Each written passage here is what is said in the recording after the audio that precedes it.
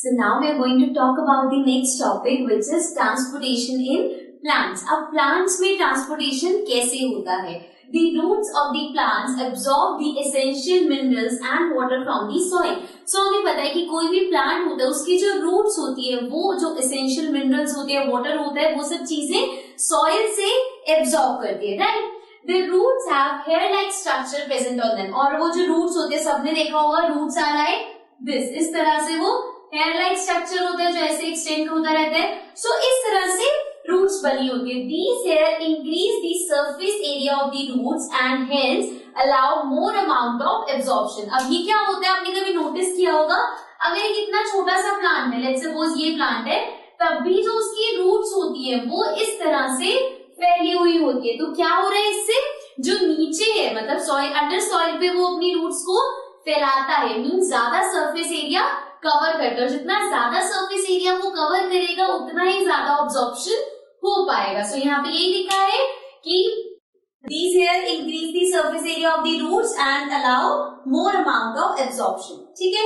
Then from the roots the water and minerals are transported to other parts of the plant through special kind of tissues called vascular tissues. अब वो बता रहे हैं कि यही जो वाटर और मिनरल्स है, रूट से अदर पार्ट्स ऑफ प्लांट्स में ट्रांसफर होते हैं. और ट्रांसफर किसकी हेल्प से होते हैं?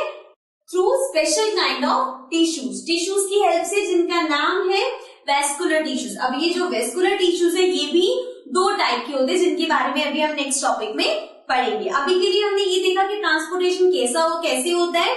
सबसे पहले तो रूट्स रिक्वायर्ड है. भाई रूट्स कैसी होती है? हेयर लाइक स्ट्रक्चर होता है.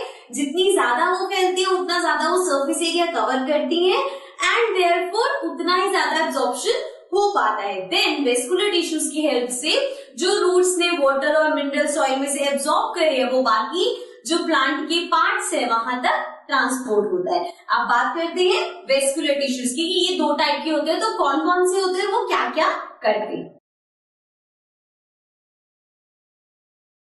So now we are going to talk about the two. अभी हमने देखा कि वेस्कुलर टिश्यूज होते हैं, वो भी दो तरह के होते हैं, जिसमें सबसे पहले है xylem. So it is a vascular tissue that is responsible for transporting nutrients and water in the plants. तो अभी क्या ट्रांसपोर्ट करते हैं? ये ट्रांसपोर्ट करते हैं nutrients and water. So nutrients और वाटर को वो बाकी जो प्लांट्स के पार्ट्स है, रूट से वहां तक ट्रांसफर करते हैं. The root cells observe water and minerals and transport it to xylem. तो जो हमारे रूट सेल्स हैं, अभी हम बात कर रहे थे कि जो रूट्स है वो कहाँ से ऑब्जर्व करते हैं? सॉइल से. अब उन्होंने सॉइल से वाटर और न्यूट्रिएंट्स ऑब्जर्व करके कहाँ पे भेजे? उन्होंने भेजे जाइलम के पास, कि जाओ भैया तुम लेके सारे पार्ट्स तक ट्रांसपोर्ट कर दो. अब जाइलम ने इनसे लेके, xylem carries it to other parts unidirectionally. देखो ये चीज इंपॉर्टेंट है, unidirectionally without uses of energy. ये दो सेल्स का आपको डिफरेंस, दो टिश्यूज का डिफरेंस बताएगा. अभी हम first type of vascular tissue पढ़े, अभी हम एक और भी पढ़ेंगे. सो ये चीज इंपॉर्टेंट है कि ये कैरी करता है और बाकी पार्ट्स तक लेके जाता है अनडायरेक्शनली. ऐसा कुछ नहीं है कि उसको किसी डायरेक्शन में, किसी पर्टिकुलर डायरेक्शन में लेके जाना है, इसीलिए वो अनडायरेक्शनली करता है. इसीलिए उसको जो एनर्जी है वो इतनी यूज नहीं होती. तो मतलब कि जो ये वाला जो टिश्यू है, ये जब ट्रांसपोर्ट करता है न्यूट्रिएंट्स और वाटर को, तो इसमें एनर्जी यूज नहीं होती. लेकिन जब हम next type of vascular tissue पढ़ेंगे, तो उसमें डायरेक्शन भी होगा और एनर्जी भी यूज होगी. सो नाउ अब बात करते हैं जो हमारा second type of vascular tissue है. So now the next type of vascular tissue जो हमारे पास है, दैट इज फ्लोएम.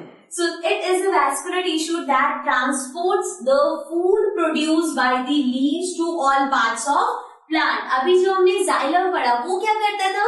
जो रूट्स में हमारे पास न्यूट्रिएंट्स या वाटर होते हैं प्लांट्स के पास, वहां से लेके सारे प्लांट्स के पार्ट्स तक वो पहुंचाता था. बट हियर जो फॉलोम है, ये क्या करता है? जो लीव्स फूड प्रोड्यूस करती हैं, जो भी फूड प्रोड्यूस होता है, उसको वो क्या करते हैं? ट्रांसपोर्ट करते हैं from the leaves to the all plants, sorry to all parts of the plant. So means leaves हो गई source and this is the sink, मतलब सोर्स से लेके वो यहाँ तक लेके आए. तो दोनों में सबसे पहला डिफरेंस क्या हो गया?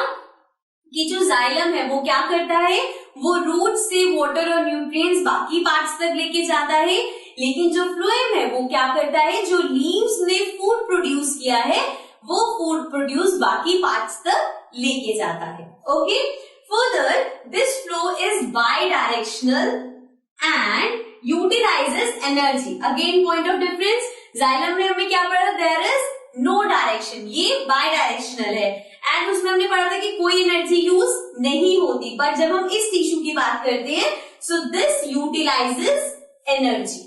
Okay, also this is known as translocation. So इस ये जो फंक्शन परफॉर्म करता है, ये जो भी प्रोसेस होता है, इसको हम ट्रांसलोकेशन भी कहते हैं.